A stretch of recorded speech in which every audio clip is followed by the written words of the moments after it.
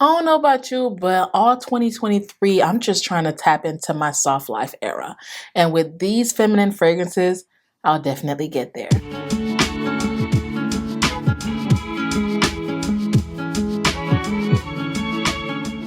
What's up, my cherry bombs? On today's video, I'm going to be sharing some of the best feminine fragrances in my collection that I think that if you're trying to tap into that soft feminine energy, then these are the fragrances to do so. And if that sounds like something that you're definitely interested in, let's get right into this video. So we do have an honorable mention, and I didn't want to leave it out the video, so I'm like, you know what, let me just put it as an honorable mention.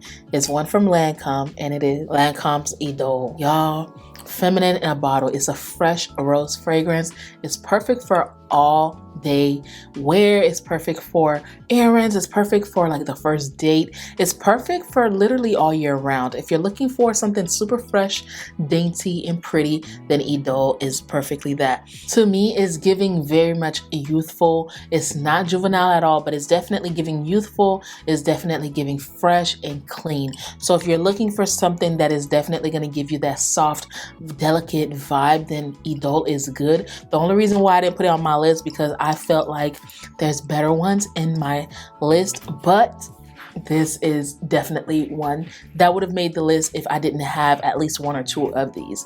I love this. If you're looking for the solid rose fragrance, then this one is it. I think it's a beautiful feminine rose fragrance, but I do have a rose fragrance that I think is better, but honorable mention, Idole. So the first fragrance is one that I'm really enjoying, and I really can't wait to start wearing it again in the springtime.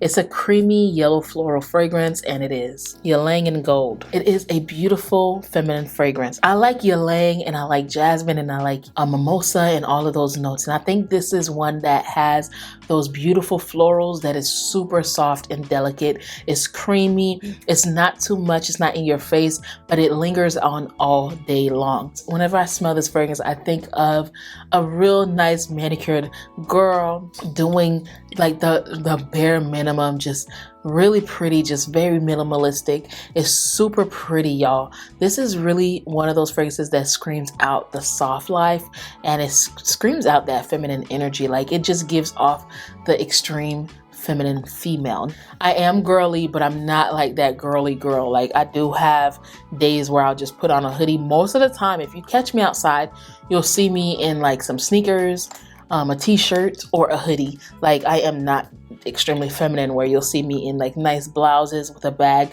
I have bags and I don't even wear them, so I'm always having a wristlet. So if you're looking for somebody that's feminine, it's not me. But 2023, I want to tap into that a little bit more, and I think this is perfect to start off. The next fragrance is a new release from the House of Sillage, and this is called Gryffindor. Now, Gryffindor is a beautiful fruity floral fragrance.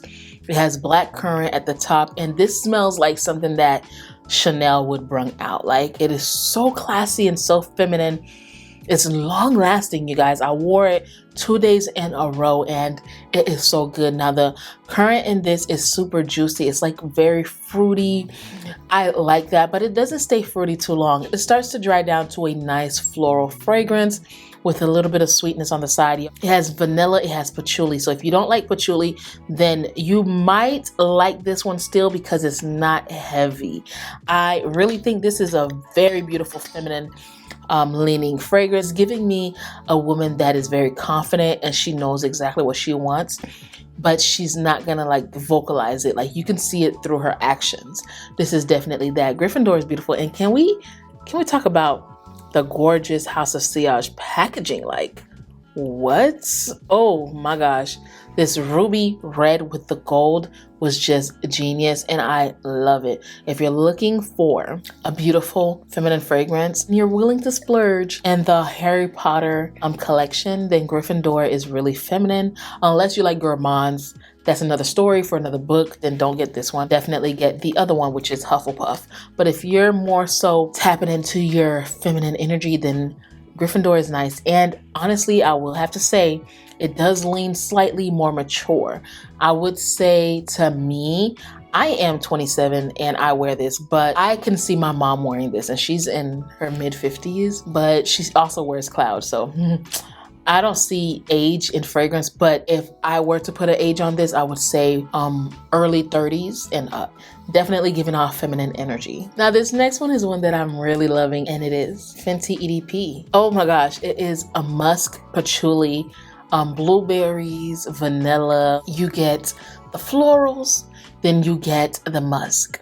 And for me, musk and florals go hand in hand. And musk and vanilla goes hand in hand, especially if you're trying to look for something very sensual. It's super sexy. It does last all day long on me. Even though I only wear it for bedtime, I go to bed with it.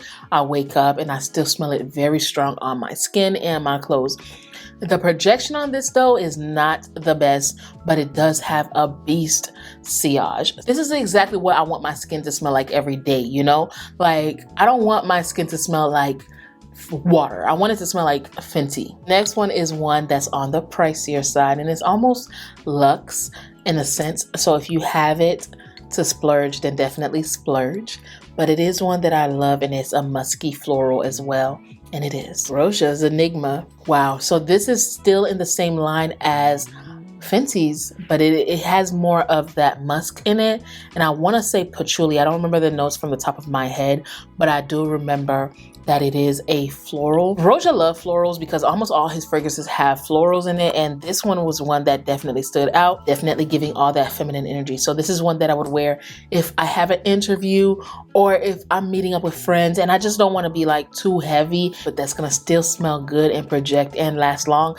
Then this Enigma by Roja is amazing. Roja does a really good job when it comes to florals, when it comes to fragrances, period. But this right here is a really good one. It's going to give off rich vibes. Then definitely get this one because it is definitely rich material. This next one is a beautiful one. It is so pretty.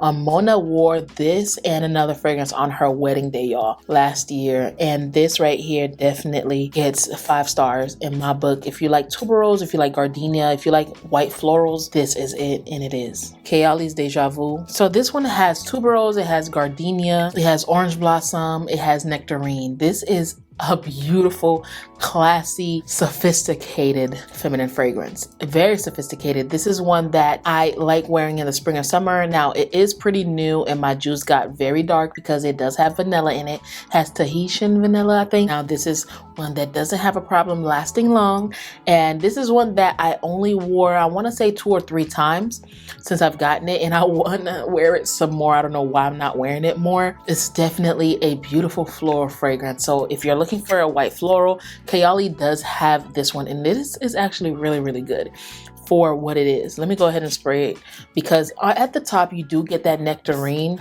The mist, y'all, the mist. This does lean a little bit more on the mature side, but it is a beautiful floral. The tuberose in this is done very well. I don't really like gardenia like that, but the gardenia is done very well in this. It's so pretty, it's so elegant, it's so classy. I see myself wearing this to church. I see myself wearing this out to like a brunch. Just definitely screams out spring.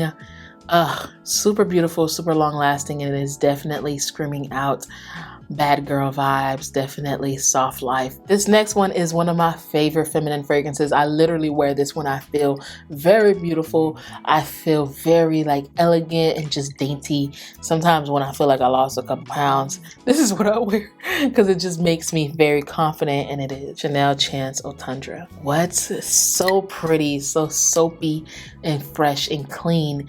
This is, I have no words for this because it's so good. It is probably one of my favorite Chanel's when it comes to their florals, because this right here, it just never fails. It's long lasting on my skin. This is the EDP. And I always get compliments whenever I wear this. My husband loves this. Even though I have this much fragrances, he always points this out. He doesn't know the name, but for some reason, every time I wear it, he gives me a compliment. It's so fresh and clean, and I love it. If you like powdery, creamy, white florals, then this one is one that you'll love. It's from Theo Cabanel, and it is Rendezvous. This is so different from every single fragrance that I'm telling you about today, like that we're talking about. It is like probably the most unique out of all of these, and some of these are very unique. It's powdery, it's creamy, it's almost like rice type. To me, every time I smell it, I think of rice pudding. I don't know, it's so pretty. Rendezvous is beautiful. Now, Teo Cabano makes really good floral and fresh fragrances. It's a French house. No one really talks about this one. No one. I've worn it out 3 or 4 times already, and y'all, the compliments are there. Now you can't really see, but it was full to the top, and there's a dent showing because it's really good. So when I got it, it was already fall time, but I love it, y'all. I love it. I love it. So good. It works perfect in the fall and in the winter time. So imagine the springtime.